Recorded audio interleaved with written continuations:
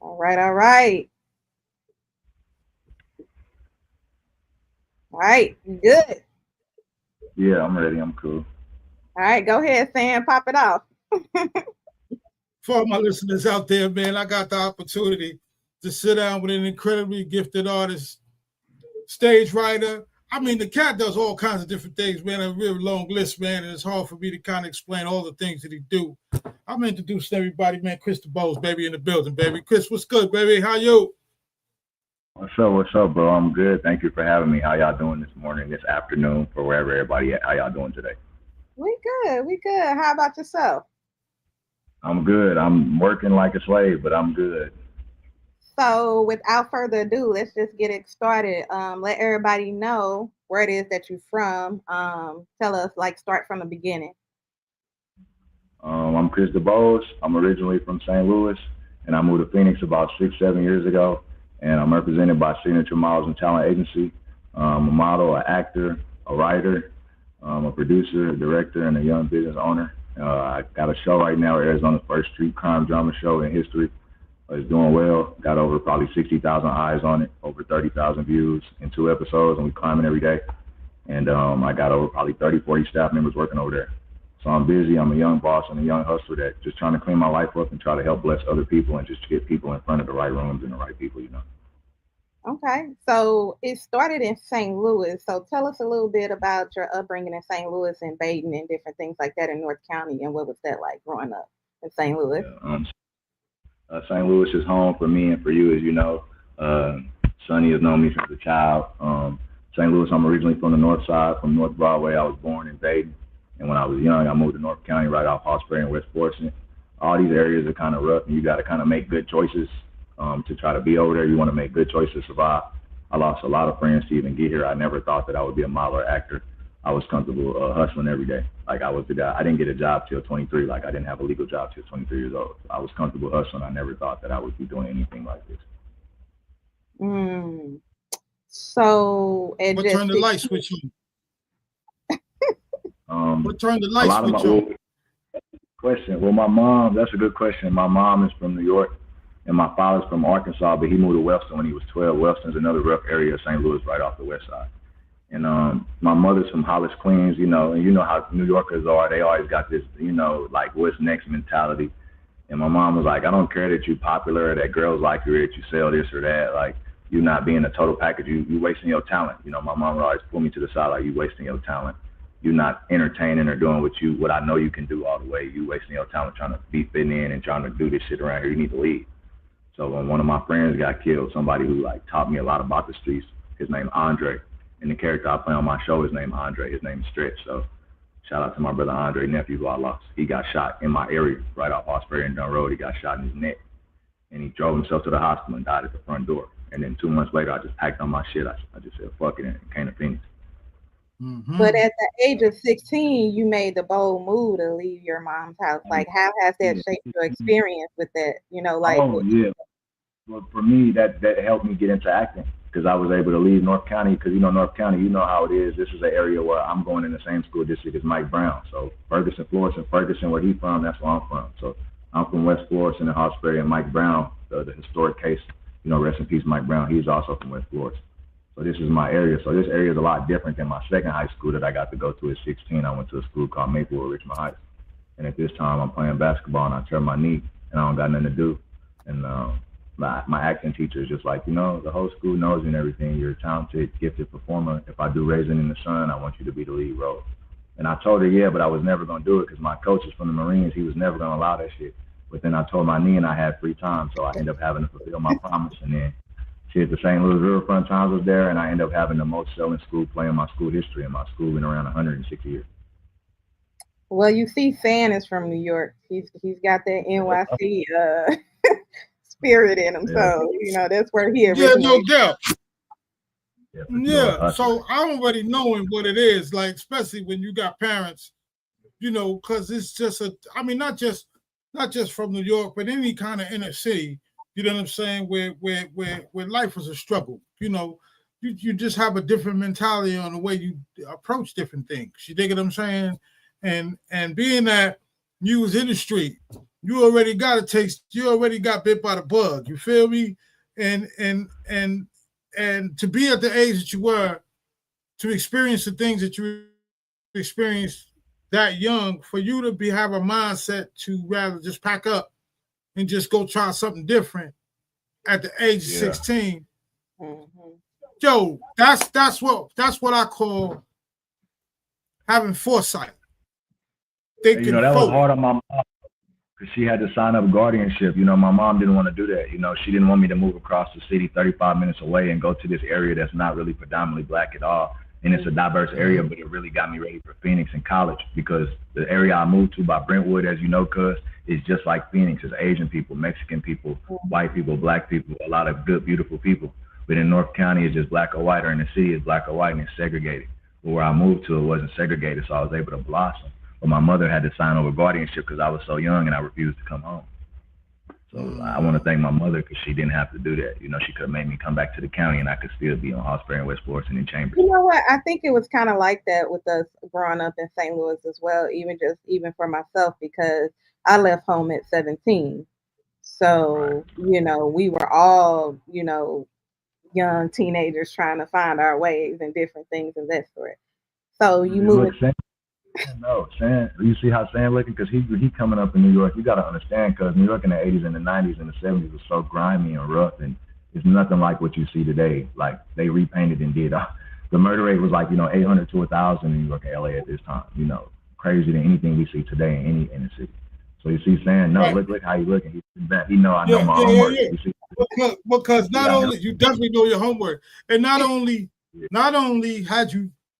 did you have to know what you was doing, you also had to have a little luck with you too. You dig what I'm saying? Because, like you said, back in them days, being a victim of happenstance happens every day. You know what I'm saying? Yeah. And so for you to be able to kind of know that to have a foresight, because I always speak big on being able to think and see things, you know what I mean, see things down in the future. Yeah. You dig what I'm saying? Like, you got to have some type of foresight. You got to have some type of thought process, man, because boy, what you doing every day right now?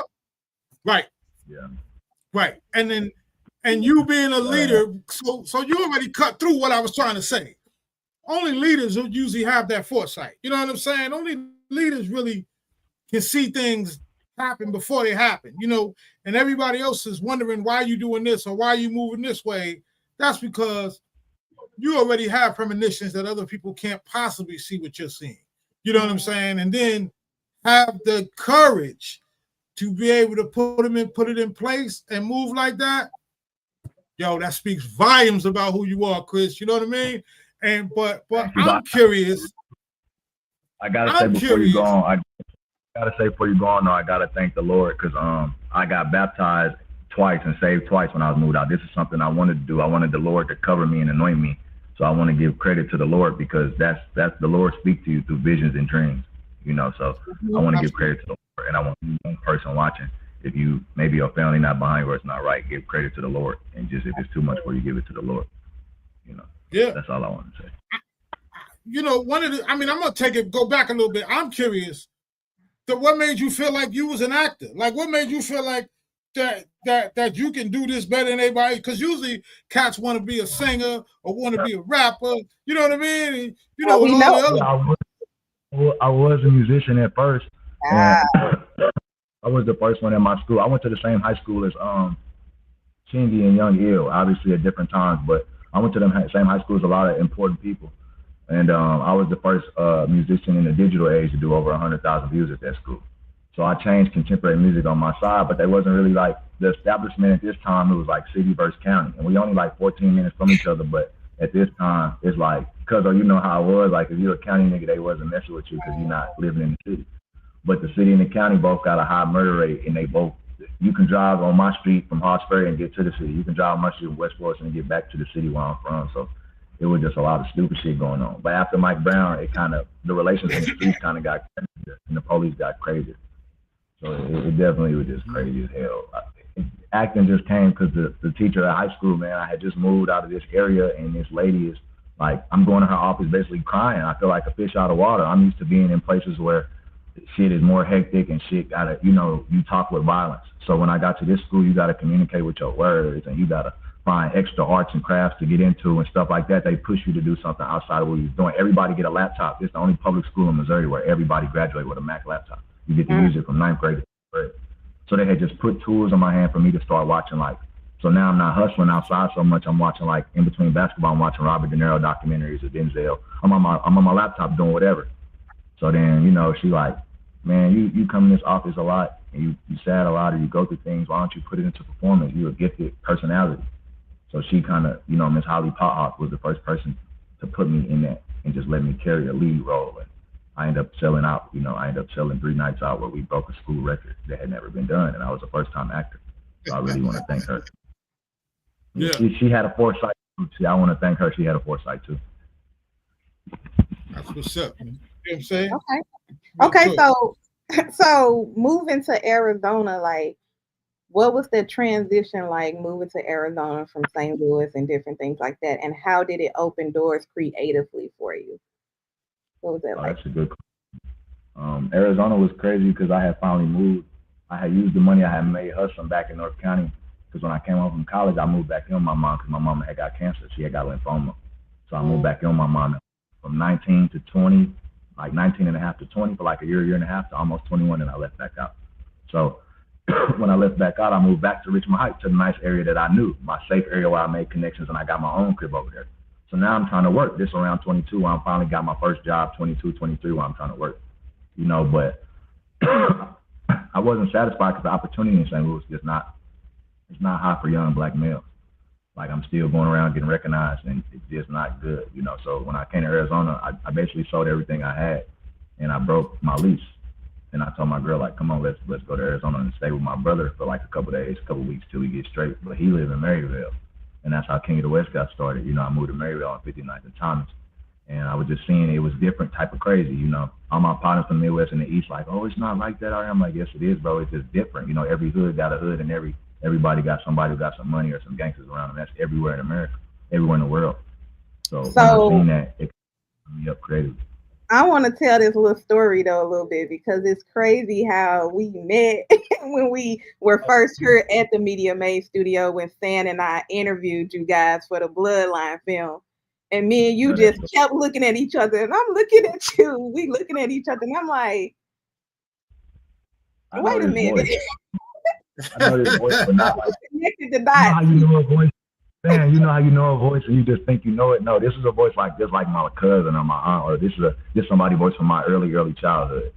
So I'm like, I get home and I'm like, Mama, this is somebody to me. Who is this to me? Because I moved out so young and I, and she like, that's your cousin Sonia. I said, man, I knew that was damn son, because you can't forget her smile and her laugh. You can't forget her smile and her laugh and her voice. Sonny when you hear Sonny. Right. Yeah, right. And I couldn't put the picture. I kept looking. I'm like, what? Wait a minute. Both. If I hear y'all voice in the crowd, I'm gonna know y'all voice in the crowd. Saying I walk right up on you at the Beyond the Black. I know your voice around the corner, boy. And there's some other things that we have in common that you don't even know about. So when you talked about moving to Phoenix, and you talked about moving on the west side to Maryville. So when I came to Phoenix and I moved on the west side, the first brothers that took me in was all the Maryville brothers. You know what I'm saying? I love the west and the south, all the sides. Hey, baby, I wouldn't be where I'm at out here in Phoenix today, man, if it don't be for the brothers from out in Maryville, man, to really kind of bring me in and let me know, man, this is what it is, man. You know what I'm saying? I mean, granted, I'm from Brooklyn and it's right, and it's a completely different thing, but they made me feel home, man. They made me feel like I was at home, baby. So big shout out to my cat, Big Philly Flash. You know what I'm saying? Yeah, Philly. I'll never forget you, my brother. You know what I mean? So as a writer, as an actor, as a model, like how are you able to like wear all of those hats and be able to have it balanced as one and doing so many projects? That's a good question. I used to look at it like that when I first signed back in January, and it can kind of be stressful because, you can do this and this and that. But then I had read about when Martin Lawrence was doing a thin line between love and hate, he was wearing the same hats I'm wearing, and that's when he had his first stroke in '97. So I'm like, okay, let me calm down because I'm stressing too much. I'm too young. So yeah, you got a big staff and a lot of people running around because it's a madhouse. You see, it's crazy with all them young people with different backgrounds, different ethnicities, and they excited. It's crazy to try to keep them all under control, but they do a great job. So I just try to, balance it out and just look at it like I'm doing what I enjoy doing and I'm just being me. I'm not wearing no hats. So if people feel like I'm a model, that's just because all the women love me. If I'm writing, it's just because I got a Renaissance soul. If I'm getting my bag on set, that's what I'm supposed to be doing. Yeah, I don't look at it like nothing. Yeah, I don't look at it like nothing but just me being me. Yeah, man. Man heavy is the head of the man that wears the crown. You do know that, right? So.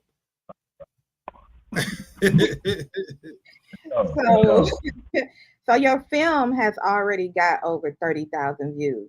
The King of the West. Oh yeah. We need to talk about that because that the first episode is amazing, I shall say. And then also, if you don't know, saying Media Made Magazine, Media Made TV, we have a TV. Of course, we have a TV station as well too. So. Well, we need to talk distro because the city don't want me to give it out no more on Instagram. They want to put it on their TV, and we got special announcements with higher resolution, so y'all can watch it even in a higher resolution for the platforms we've taken it to. So if y'all want to talk distros when we get off here, we'd love to have it for y'all to have it on y'all show too. Absolutely. Good. I'm saying, yeah, no question and stuff. So, yeah, listen, I seen the movie. I mean, I seen, you know what I mean? Like, was it easy for you to play? Yeah. Was it easy for you to play the part? Because sometimes some things just become natural. You know what I mean? Yeah. Because the role that made me want to be an actor was Tupac and Juice, and I always wanted to know what it'd be like if Bishop had a show, like if Bishop, the backstabbing friend, the sociopath, he was the best TV on the whole movie to me. Like he would make Juice a damn. I like the idea of a black horror story. Like, what if this shit went wrong? So I kind of wanted to explore that. It's a lot of fun because as y'all see, I smile a lot and I help a lot of people. I love to be a blessing. So I thought it'd be fun to try to play people that I saw growing up, because my friend killed my other friend when I moved out here. So that's how this show kind of came to me too. Oh, okay. Oh, wow. How are you able to not fall into the trauma, man, of coming from the places and seeing the things that we see? You know what I mean? Like a lot of people, when they see the different things of the tragedies that we see when we come up, it kind of affects us in a different way. Some of us it affects negatively, and some of us it affects us in a different manner. How do you kind of process your life experiences and be able to kind of roll those into the things that you're doing today? Oh man, I think for one, everybody still has times like when they feel down or they think about it. Because I miss a lot of my friends, Like even at the end of episode 2, we dedicated to some of my friends, and I didn't put all my friends, but it was 20 plus people that was just gone and dead since we was young. So I'm just like, wow, some of that time they hit you, you got to step off set, or somebody will give a good performance and it'll remind you of something that happened and it'll trigger you. But I think acting school, actually, my acting school, Deering Acting Studio, is one of the most prestigious in the state. And Matt Deering, the owner, my coach, he was just telling me, like, don't go into that place when you perform because it's dangerous. So he taught me to just create phantom memories and a fake whole background and a whole fake backstory so I can go in and out of that space, opposed to going in and out of stuff that really has hurt me that I might not have addressed yet. So anybody that's going into like acting and music and different things like that, do you think it's important for them to take acting like classes or go to acting school to kind of get that background experience? Yes, I like to be a naturalism performer. If y'all watch me, you'll feel like I'm not acting sometimes because you'll just be watching it. It'll feel smooth. So I try not to go to acting school too much, but definitely to refine it. Because if you understand it too much, if you try to understand your genius too much, you might lose something creatively or you might lose that spark. So I try not to understand where it comes from all the way. And I try not to address it all the way. So I just go if you need to get fine-tuned or you want to learn. Like I wanted to learn to cry on camera, so that's why I went to school. So if you want something you want to learn and get good at, then go to school. But always still try to work on the side of that and get yourself booked and, network. How many films are you in right now? Like I know you've been in quite a few. I know you're in Riley, Riley, Bloodline, something that my friend's working on in Detroit. And then King of the West, episode 1 and 2 that just came out. And then some commercials and stuff like that from my agency, stuff like that, like PF Chang's or Arizona University and Children's Field Medical Group and stuff like that. And then other things coming that I can't really talk about. And we had fun on ESPN a couple weeks ago. You know, we was Yes. Okay. Yeah. Do you ever think? What you say, Do Sam? you ever think about going back into music? Like, because when you're creative, you're creative. You know what I mean? And some things, you know, you just have a burning desire to continue on doing. Yeah, I just don't like how for minorities, especially black men and brown men, the space like you basically if you sign up to be a rapper, you signing up to like risk your life, you know. They don't just let the creator be a creative no more.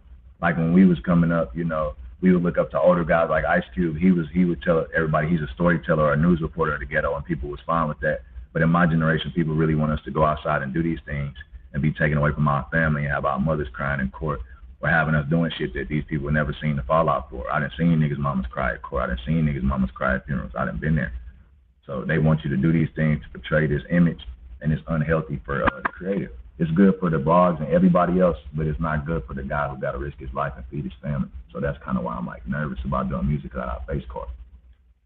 Yeah, that's a real thought, baby, because a lot of cats don't even think about it like that. You know what I mean? Some cats just see the glare and the glimmer, you know what I mean? And they just, you know, they just want to be all the man, and you know what I mean? And all the high. You get the same as an actor. Yeah. You get the same as an actor. You just fix your teeth and wear turtlenecks. You see what I'm saying? It's the same. That, you know, speaking of that too. Same time, you just get to shine differently. I have to ask. Speaking of that too, I have to ask because me and Sam, we speak on this a lot.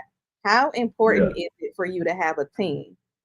Because you can't do things by yourself. Everybody thinks that they can do something by themselves, one thing by themselves, and just really can't. You know, how important is it to have a team? Is such a good question. Like Sonny, obviously you being my publicist and my cousin, someone, even if you wasn't my cousin, you're so good at what you do, saying y'all are so good at what y'all do independently.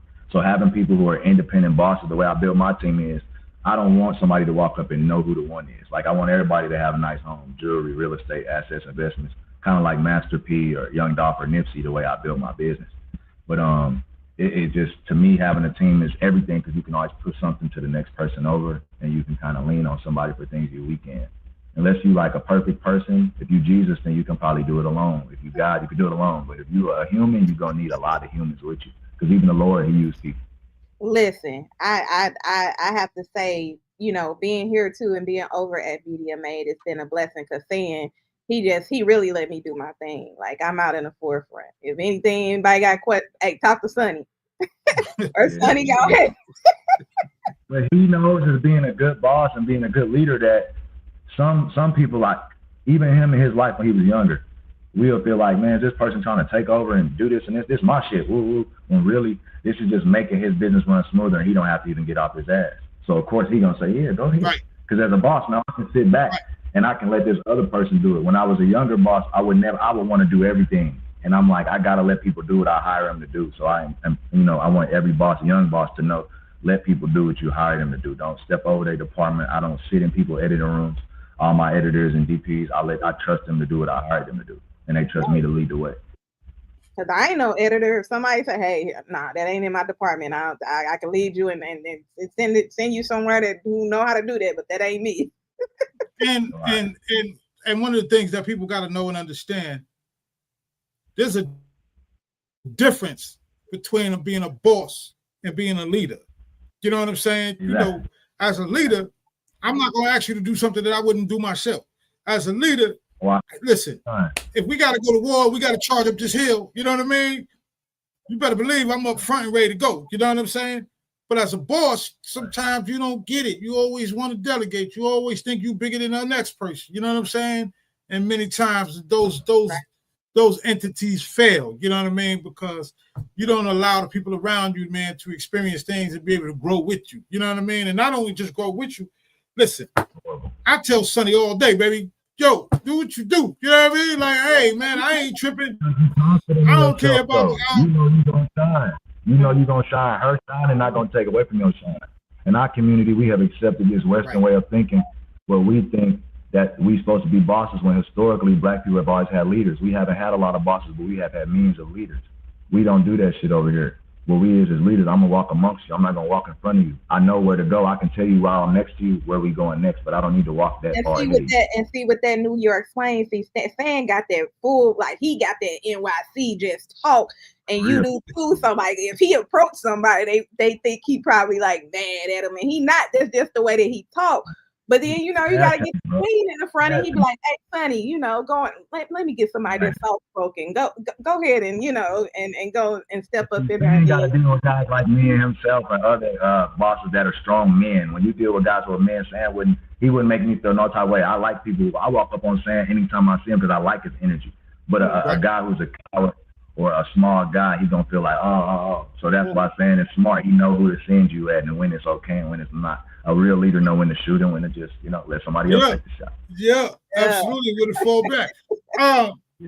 So listening to you, man, you know what I'm saying? Like you ever had the opportunity to really go speak to kids? You know what I'm saying? Because we got stories. You know what I'm saying? Yeah. And then not only do we got stories, man, we want to be able to tell our stories so the next generation or the cats below us that's watching us, because there's people watching us at all times. They don't have to say that. Right. So that they don't have to go through some of the things that we've had to go through. You know, what's your thoughts on that? Philanthropy and giving back is real near my heart. I always tell my team, like, I know a lot of people are going to try to offer us a lot of money one day, but I don't need more in my bank account than $500,000 to $1 million. I don't ever want to lose my soul. Right now, I'm looking for animators because I want to get into children's books. You know, I want to do children's books. You know, so. There's certain things that I want to do and speak and talk definitely to the young men and the young women and just let them know it's always another way, but the only way out is through. So you got to kind of go through yourself and know who you are and, you know, build yourself up and love on yourself. So that way when you go out into the world, you're ready to take it on because it's tough out here, you know. So looking ahead, like what kind of stories, like what kind of more stories do you want to tell through your films, like looking ahead? Well, a lot of stories, just really a lot of things that they think they wouldn't see from us, but because I have the ability to like walk in like different rooms, God has blessed me to be able to, you know, be friends with different races and different agencies and different industry, independent level, high level. So I plan to just use everything as a bridge and never have too many walls in front of me, and just really want to go everywhere they told us we couldn't, and everything they said is I shouldn't do or wouldn't do, or that people like me that look like me that can't do.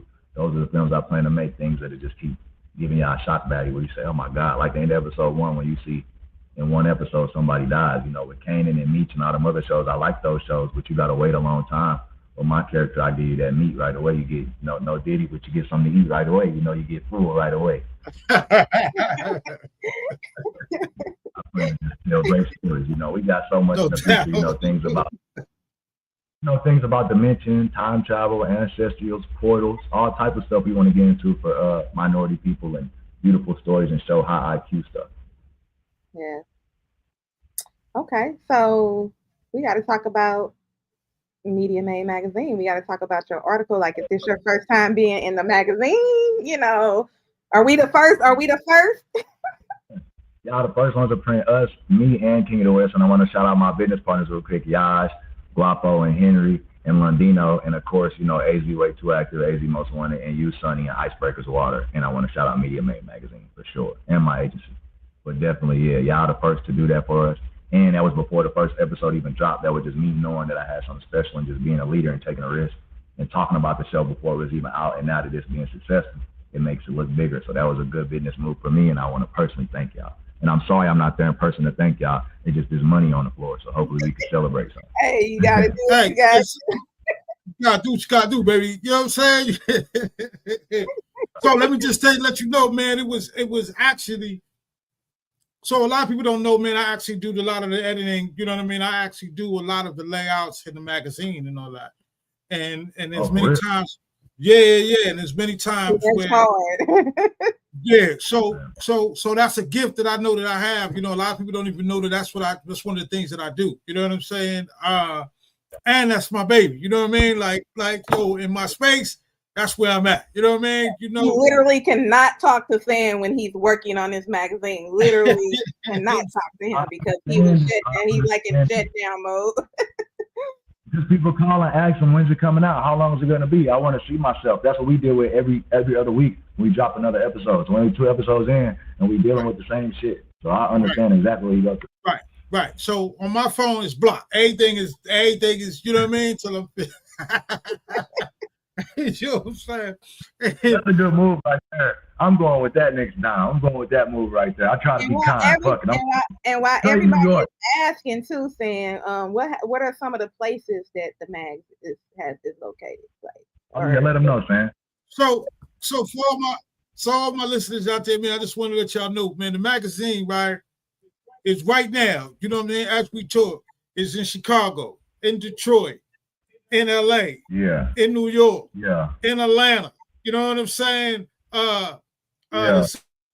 Somebody else I'm missing in Philly, in Jersey, in the penitentiaries, federal, state, and county, baby. You feel what I'm saying? So this is the one, and the women got them too, baby. You know what I'm saying? So there's a couple of people across the land. That's what they need to be. That's what they need to be. Across the land.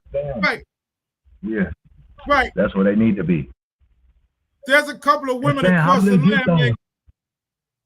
They can go to Media Mag. Do them in the prison, or they gotta buy them. I'm talking about in the prison, the brothers and sisters in the prison. Are they giving to them, or do they gotta purchase them in the joint? They can purchase them from their commissary. Okay, cool. That's what I wanted to know. Right. They can purchase them from their commissary, or they can purchase them from MediaMadeMagazine.com. You know what I mean? And we actually ship to the prisons. You know what I'm saying? Long as they staying still, you know, because sometimes by the time they get to it, somebody done been moved or whatever. You know what I mean? That ain't my fault. You gotta phone somebody now. You gotta go. Now he didn't got moved out. Right. Make sure y'all keep purchasing too, because this mag is doing numbers. It's been doing good. So, you know, MediaMadeMagazine.com. But let me just say this. What I wanted to say was, what I was going to say is, in the mix of me laying it out, yo, when I was doing your article, it was dope. Like, what I mean by that is not just dope, just the responses, the pictures, the layout. You know what I'm saying? Just everything just flowed very, very well when I was doing yours, man. And I just want to let you know, man, to continue on doing the work that you're doing, man, because you made it easy for me. Like, as I was doing it, I was like, because I get hyped on different. Yeah, I get hyped.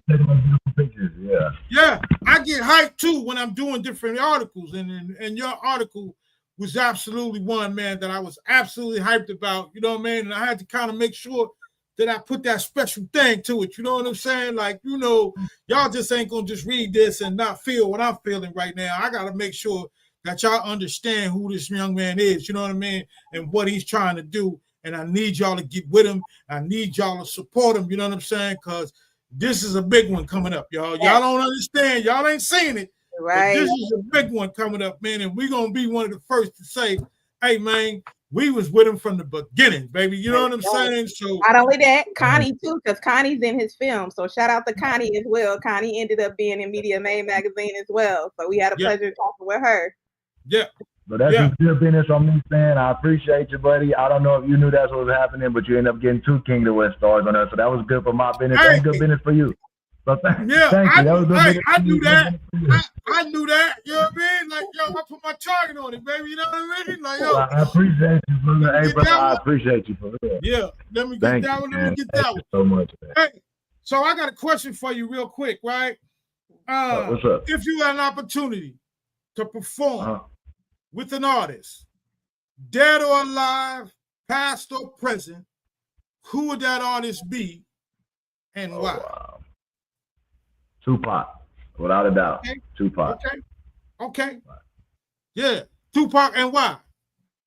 I just think that him being a Renaissance man and wearing his heart on his sleeve and being a leader and somebody that, you know, the kids think is cool, the women like, and the streets respect, and that the industry respected, and being an actor and somebody with a big voice like mine and a big smile and a big personality. I feel like me having the range and playing somebody kind of similar to Bishop and being kind of a crazy guy and being up and down like that and having so many different ways about myself, I feel like he would help me be able to navigate this game and show me which ways not to misstep, you feel me? Just to be able to just sit with him in a room and learn from him and see how he worked the room, how he worked the press, and how he handled himself, you know. So I think I learned a lot from him. That's what's up. All right. So what's next? What's next for Chris? What's next? What's the next project coming up? More work with my agency, finishing the rest of the season. We probably gonna have a few more big announcements this week. I don't want to say, but some more big stuff coming out this week because with the partners they don't let me speak on it until it come out. But better, bigger announcements. Keep supporting Media Made Magazine and Saying It's Sunny. Keep working with everybody I work with. We're planning to grow and show like that I'm creative and innovative in the business space. And after 2 seasons of King of the West, we're going to do a film, but it's going to be the first film with no script. It's going to be a film with just outline and direction, but no script. All the dialogue and all the creativity is going to come from the creative. So I'm going to try to give the movie back to the creative, Okay, that's for sure. Hey, before we go, I need you to shout out and plug everything and everybody that's helped you get to the place to where you are today. All right. I want to shout out and plug the city of St. Louis, my mother, my father, my brothers, and my sisters. All my family who wasn't family but still family to me who looked over me. I want to say rest in peace to Papa Ryland and many different people in the Ryland family who accepted me and took me in, and a lot of other different families. I want to say shout out to my daddy, get well soon. And I want to thank my agency, Signature Models and Talent, my publicist, Sonny right here, and my business team of King of the West, and my whole cast and production team, all 30 to 40 of these people. I love y'all. And I just want to definitely thank you, Media Made Magazine, Sam, for having me, and I appreciate you. Follow me on Instagram at Bose Marino, BOSE_MARINO. And you can follow King of the West, all one word, King of the West 602 on Instagram. All right, all right. Yeah, for all my listeners out there, man, y'all heard it first. Right here, baby. With my man Chris Dubose on Media Made Magazine. Make sure you go follow us on MediaMadeMagazine.com, MediaMadeMusic.com, MediaMadeTV.com. God damn it, Media Made everything around this piece, baby. You know what I mean? Hey, Chris, baby.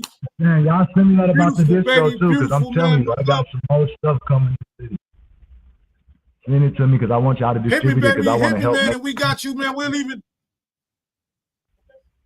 Okay. All right. So once again, man, yo, man, with mad love, baby. Peace and blessings, man. Peace, my brother. I love y'all. See y'all. Peace.